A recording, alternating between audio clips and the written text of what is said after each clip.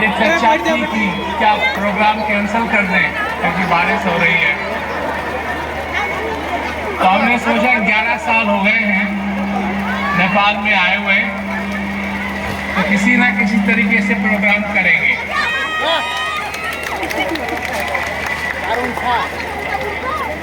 तो सबसे बड़ी बात है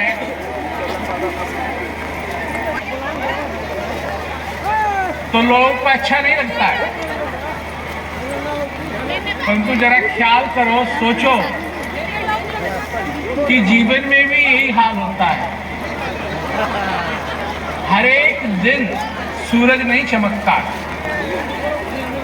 समस्याएं आती हैं और मनुष्य उन समस्याओं को जब काबू में नहीं कर पाता है तो घबराता है। और क्या होता है, जब वो काबू नहीं कर पाता है तो वो घबराता है, और घबराता है तो दुखी होता है। अब इतनी आवाज जो सुनाई दे रही है तुमको, और इसकी सबसे ज्यादा आवाज उन लोगों की है जो वो कह रहे हैं लोगों से कि चुप हो जाओ। वो खुद चुप नहीं हो रहे हैं, वो और लोगों को कह रहे हैं चुप हो जाओ, चुप हो जाओ, चुप हो जाओ। और यही हाल लोगों का इस संसार में भी होता है। परंतु ये मनुष्य शरीर क्यों मिला? क्या सचमुच में हम भाग्यशाली हैं? यहाँ कोई ऐसा नहीं है जिसमें नुक्स ना हो, सब में नुक्स है, पर सब में अच्छाई भी है। और मैं उस अच्छाई को बढ़ावा देने के लिए आया हूँ, नुक्स को नहीं। सबसे बड़ी बात है, मैं नुक्स को बढ़ावा देने के लिए नहीं आया हूँ। जो भी तुम करते हो उसको बढ़ावा देने के लिए नहीं, पर उसको बढ़ावा देने के लिए आया हूँ जो तुम्हारे अंदर अच्छाई है। और अच्छाई क्या है? तुम्हारे अंदर दया है, तुम्हारे अंदर करुणा है, तुम्हारे अंदर प्यास है, तुम्हारे अंदर वो सारी चीजें हैं जिससे कि मनुष्य का कल्याण हो सकता है। छोटी छोटी है पर इस संसार में फंस के होता क्या है? क्या होता है? जैसे जो चौकीदार होता है, और बड़े बड़े घरों में ये लोगों को अच्छे तरीके से मालूम है कि किसी को दरवाजे के पास रखते हैं, तो कोई भी आता है उसको वो रोकता है, कहता है किससे मिलना है, कौन हो आप, पूछता है ना, कौन हो आप? क्या तुम्हारे इस शरीर रूपी मकान के बाहर भी कोई खड़ा है जो ये पूछता है किससे मिलना है या नहीं? जो आया वो अंदर घुस गया। और ऐसे ही चोर तुम्हारे मकान में घुसता है और चोरी करता है, और किस चीज को चुराता है? तुम्हारे आनंद को चुराता है, तुम्हारे ज्ञान को चुराता है, तुम्हारे समय को बर्बाद करता है। इस संसार के अंदर सबसे बड़ी बात यही है कि ये जो मौका मिला है जीवन का, इसको हम बर्बाद न होने दें। बर्बाद सारी चीजों में लग करके हम भूल जाते हैं कि ये जो मौका है, ये जो श्वास अंदर आ रहा है, जा रहा है, ये कितना मूल्यवान है, इसका मूल्य भूल जाते हैं। ये कार कितने की आएगी, ये मकान कितने का आएगा, ये सब्जी कितने की आएगी, ये तरकारी कितने की आएगी, ये घी कितने का आएगा, ये सारी चीजें में फंस जाते हैं। और ये जो श्वास है जो अंदर आ रहा है जा रहा है, जो सबसे मूल्यवान चीज है, इसका कोई मूल जिसका लगा नहीं सकते हैं, इसके बारे में भूल जाते हैं। इसीलिए मैं नेपाल में आया हूं, इसीलिए मैं यहां आया हूं, तुमको याद दिलाने के लिए कि ये जो मौका है, क्या मानुष जन्म अनमोल रे, माटी में ना रोल रे, अब तो मिला है फिर ना मिलेगा, कभी नहीं कभी नहीं कभी नहीं।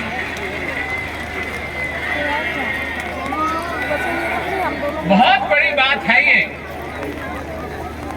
संत महात्माओं ने बार बार याद दिलाने की कोशिश की है कि मानुष जन्म अनमोल रहे, माटी में ना रोल रहे।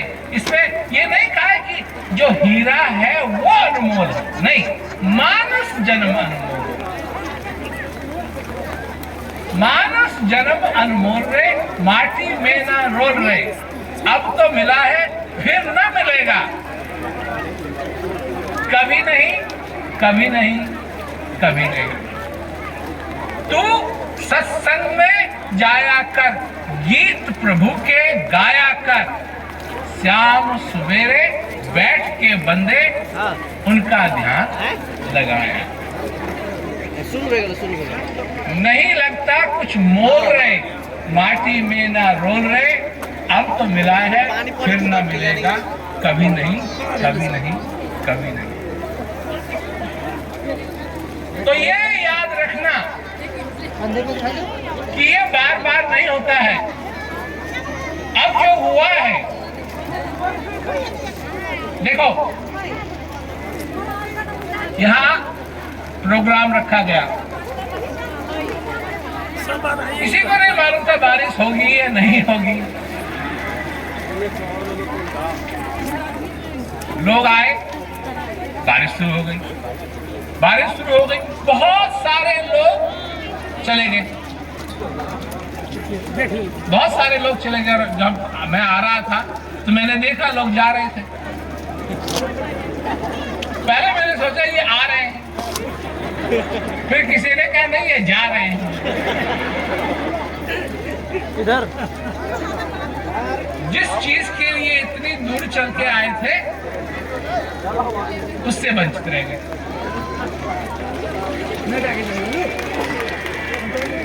परंतु फिर भी वो ये सत्संग सुन सकेंगे, फिर भी वो सुन सकेंगे। इसकी रिकॉर्डिंग हो रही है, ये फिर बजाया जाएगा इसको और वो सुन सकेंगे। परंतु सबसे बड़ी बात है कि जो इसका मूल मकसद है उसको वो समझ सके या नहीं। इस संसार में भी यही होता है, किसी न किसी कारण से लोग दुखी हैं, दुखी हैं। कोई अपने पति से दुखी है, कोई अपने पत्नी से दुखी है, किसी का प्रमोशन नहीं हुआ वो भी दुखी है, किसी के पास बहुत ज्यादा पैसे हैं वो भी दुखी है, क्योंकि उसको है कहीं चोरी ना हो जाए, कहीं चोरी ना हो जाए, वो भी दुखी है। जिसके पास कुछ नहीं है वो भी दुखी है। जहां बारिश की जरूरत है वहां अगर बारिश हो गई तो लोगों की वाह है। जब जून जुलाई में हिंदुस्तान में बारिश होती है तो लोग बाहर आके नाचते हैं बारिश में, है? और ये बे टाइम की बारिश हो जाती है तो किसानों को बहुत नुकसान होता है, वो भी दुखी हो जाते हैं। तो दुखी और सारी चीजों के कारण, क्योंकि मनुष्य भूल गया है कि उसको सुखी किस कारण होना चाहिए,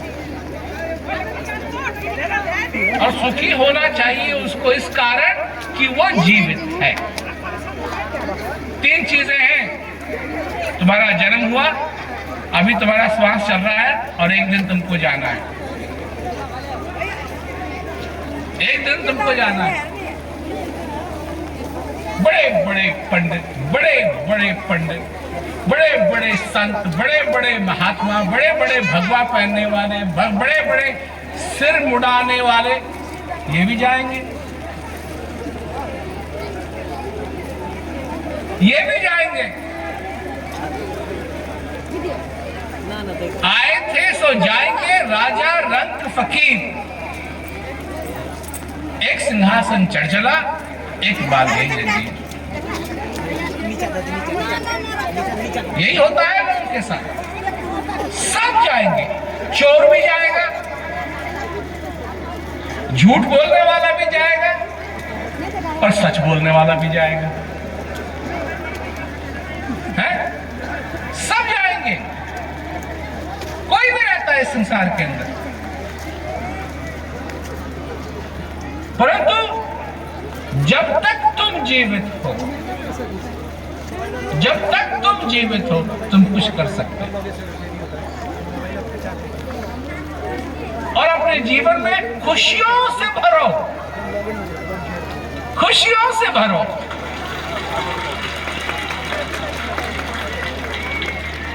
लोग आते हैं हमारे पास, अभी किसी से मैं मिला कुछ दिन पहले ही, तो बेचारा रो रहा था। मैंने कहा रो मत, खुश रहो, खुश रहो। क्यों खुश रहो?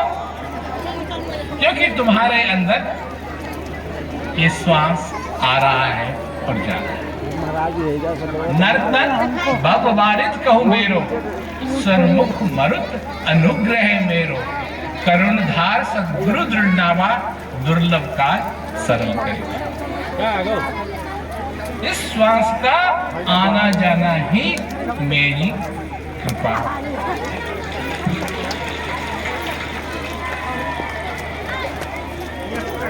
अब लोग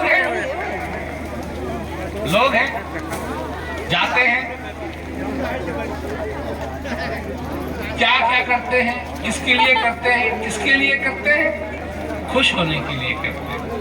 दुखी होने के लिए कोई नहीं करता, खुश होने के लिए करते हैं सब कुछ। और असली खुशी तुम्हारे हृदय में, बाहर नहीं। खुशी बाहर इस संसार में नहीं मिलेगी। इस संसार के कारण, इस संसार के कारण तो भगवान राम भी रोए थे। जब लक्ष्मण मूर्छित हुए तो रोने लगे भगवान राम कि मैं सीता को भी नहीं बचा पाया, वो भी चोरी हो गई, और अब लक्ष्मण भी ऐसा लग रहा है कि मर जाएगा, रोने लगे। तो इस दुनिया का तो काम है दुख देना, परंतु अगर तुम सुख चाहते हो तो अपने हृदय में झांक के देखो, वहां तुमको सुख मिलेगा।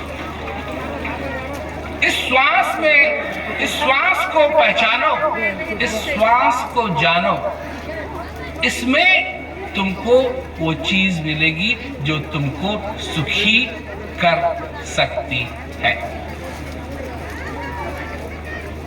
समझे ना? अब कितने लोगों के पास, यहाँ जो लोग इकट्ठा हुए हैं, कितने लोगों के पास सेल फोन है? हाथ ऊपर करो ना ठीक ढंग से। तकरीबन सबके पास है ना? क्या फायदा है सेल फोन का?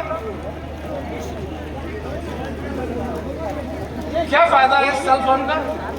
क्या है इस सेल फोन में? बहुत दूर कोई व्यक्ति हो उससे बात कर सकते हो, है ना? तो सबसे नहीं, जिसको तुम चाहते हो उसी से बात कर सकते हो, है ना?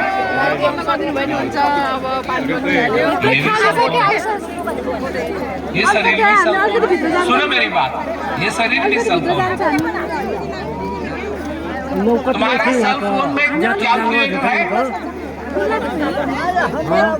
इस सेल फोन में भी कैलकुलेटर, 1 और 1 2, 2 और 2 4, 3 और 3 6, 5 और 5 10। कैलकुलेटर उसमें भी है नहीं? और किसी से अगर बात करनी हो तो उसका ध्यान तुम अंदर से कर सकते हो। बीबी ने कहा घर आते समय सब्जी लेते आना, मेमो वो अंदर है। जब सारा ऑफिस का काम पूरा हो गया एकदम याद आती है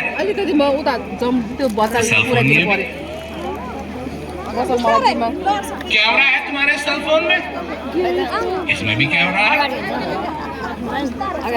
कि नहीं? तुम्हारा अगर कोई बेटा है तो उसकी फोटो आप उनकी आंख बंद करने की भी जरूरत नहीं है। उसका ख्याल आया उसका चेहरा भी सामने आ जाता है, इसमें भी है।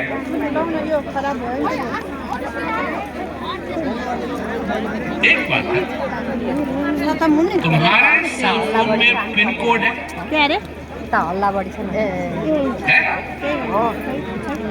क्यों है?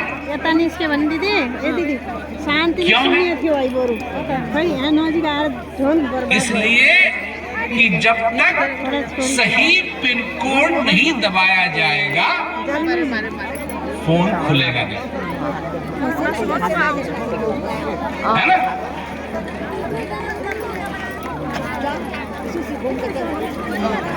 इस सेल फोन का भी एक पिन कोड है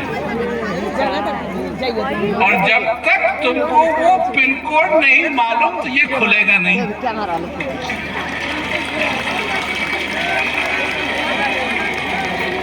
और खुलेगा नहीं तो तुम इस्तेमाल नहीं कर सकोगे और बोझ बना रहेगा, जेब में बोझ बना रहेगा। देखते रहोगे चार्ज है नहीं है ना? अब लोग बसों में जाते हैं, पहले तो ये था कि बसों में गए बैठे देखा कि सीट अच्छी है या नहीं है। अब ये नहीं देखना है, अब ये देखना है कि चार्ज है या नहीं, चार्जर है या नहीं है। कहीं बाजार में खाना खाने के लिए जाते हैं लोग, रेस्टोरेंट में जाते हैं, ये देखते हैं क्या चार्जर है या नहीं है।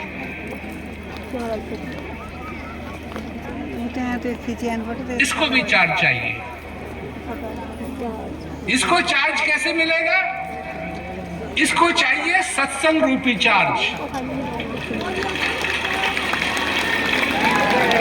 इसका पिन कोड क्या है? ज्ञान। जब तक तुमको ज्ञान नहीं होगा तुम इसके पिन कोड को नहीं जान पाओगे।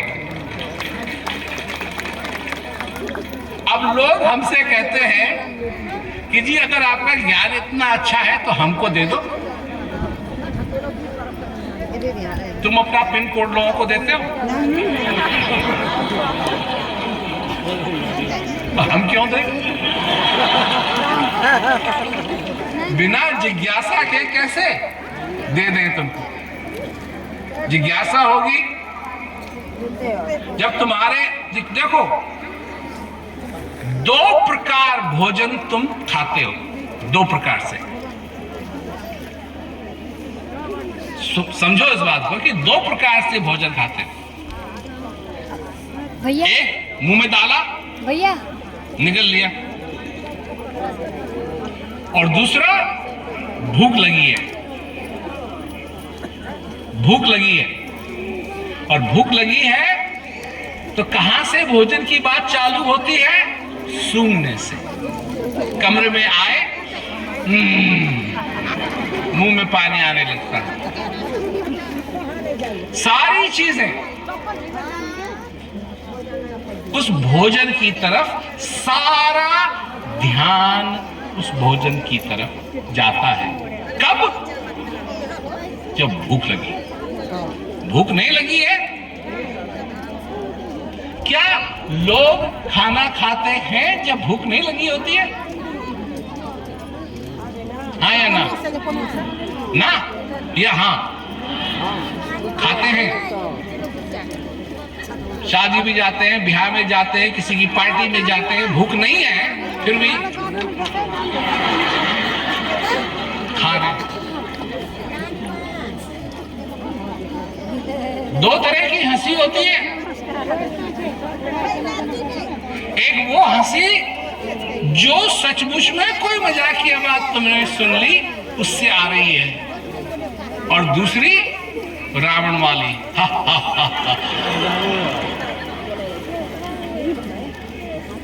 है कि नहीं? रावण भी तो हंसता है ना जब रामलीला होती है, पर उसमें मजाकिया बात कोई नहीं है, लोग हंसते हैं, है ना? हाथ भी दो तरह के जोड़े जाते हैं, एक वो किसी ने कहा जी नमस्कार जी, नमस्कार जी, और एक वो जो श्रद्धा से होता है, जो श्रद्धा से होता है, जो भाव से होता है, जो प्रेम से होता है, वो अलग है, और जो एक दूसरे को दिखाने के लिए होता है वो अलग है। इसी से गले मिलना, दो प्रकार के गले मिलने होते हैं, एक वो जो मिलते हैं जैसे दोस्त है, उसमें गले मिलते हैं, ये करते हैं वो करते हैं, और एक वो जो सचमुच में प्रेम है, वो गले मिलना अलग है। नींद वो भी दो प्रकार की होती है, एक वो जो तुमको नींद नहीं आ रही है फिर भी तुमको सोना है, क्योंकि हो गए रात के 11 बजे हो गए, 10 बजे हो गए, तुमको मालूम है कि जल्दी उठना है। अब यही हमारे साथ हुआ, हमको मालूम था कि जल्दी उठना पड़ेगा, तो हम बहुत जल्दी सो गए, हम लेट गए। इसका ये मतलब थोड़ी है कि हम सो गए, आंख बंद कर ली, लाइट बंद हो गई, सब कुछ हो गया, परंतु इसका ये मतलब थोड़ी है कि नींद आ गई। नींद आएगी जब आएगी, नींद आएगी जब आएगी। आंख बंद कर लेना, लेट जाना, उसको सोना नहीं कहते हैं। ये भी दो प्रकार के होते हैं, एक लेटा हुआ है और एक सचमुच में सो रहा है। जो सोने वाली नींद होती है वो बस में भी आ जाती है, वो हवाई जहाज में भी आ जाती है, वो चलते चलते भी लोगों को आ जाती है।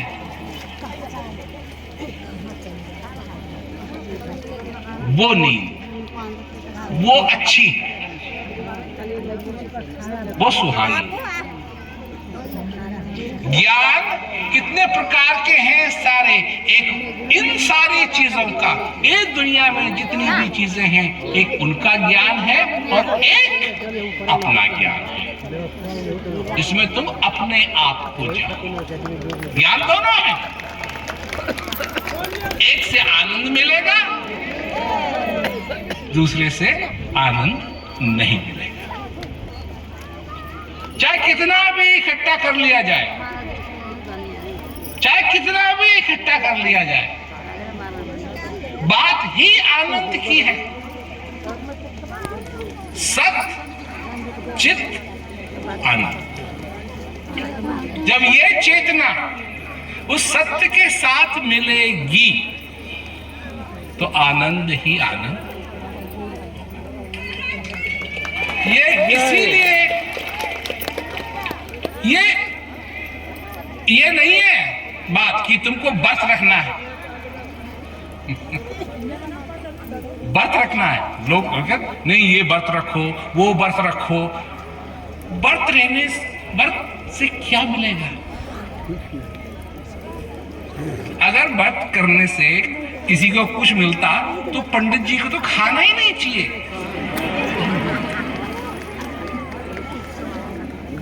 पंडित जी को तो खाना ही नहीं चाहिए। भक्ति रखते रहो, भक्ति रखते रहो। परंतु उनके साथ दूसरा हाल है, जाते हैं, पूजा करते हैं, जजमान खिलाते हैं खूब, उनको तो खाना पड़ता है, खाना पड़ता है, खाना पड़ता है। खाते हैं, खाते हैं, खाते हैं, खाते हैं, पूरी खाते हैं, सब्जी खाते हैं, हलवा खाते हैं, खीर खाते हैं, औरों को बताते हैं, बस रखो।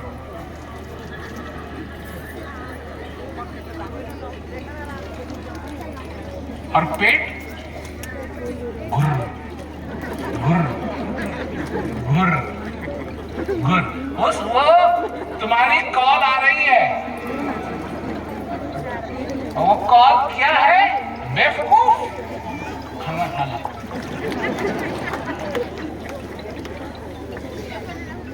बिना चार्ज किए तुम्हारा फोन नहीं चलता।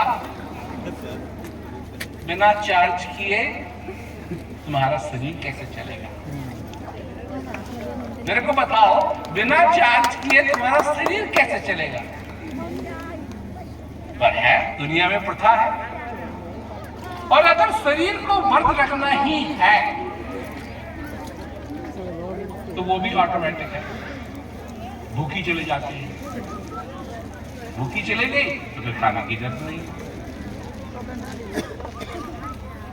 और अंदर की जो चीज है उस पर हम विश्वास नहीं करते। बाहर समाज क्या कह रहा है, इस पे हम विश्वास करते। जब तुम पैदा हुए तब समाज पैदा हुआ नहीं। जब तुम पैदा हुए तुम पैदा, समाज नहीं। जो तुम समाज की रखवाली करते फिरते हो, ये समाज तुम्हारी रखवाली नहीं करेगा। ये समाज तुम्हारी रखवाली नहीं करेगा। सारे लोग ढूंढते हैं किसका कौन रिश्तेदार है, क्या रिश्ता है, किसने क्या किया, किसने किसका क्या है। कोई चाचा है, कोई भतीजा है, कोई भांजा है, कोई ये है, कोई वो है। ये है रिश्ते, असली चीज, असली रिश्ता। अब मेरा ये प्रश्न है कि तुम्हारे साथ क्या रिश्ता है?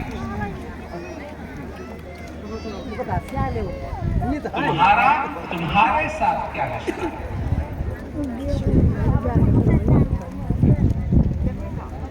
क्या रिश्ता है? प्यार का है, आभार का है,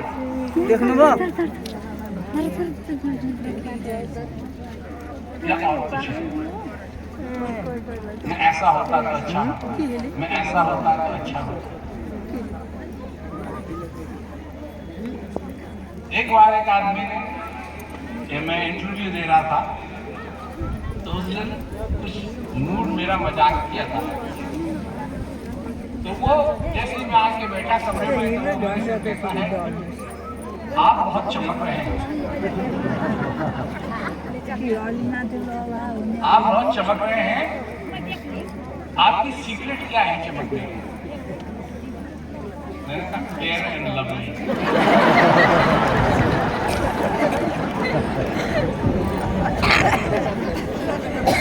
वो देख, मैं समाप्त करता हूं। उसने जब ऐसी बात पूछी तब ये थोड़ी है कि मैं अपने सारे दिन अपने को आईने में देखता रहता।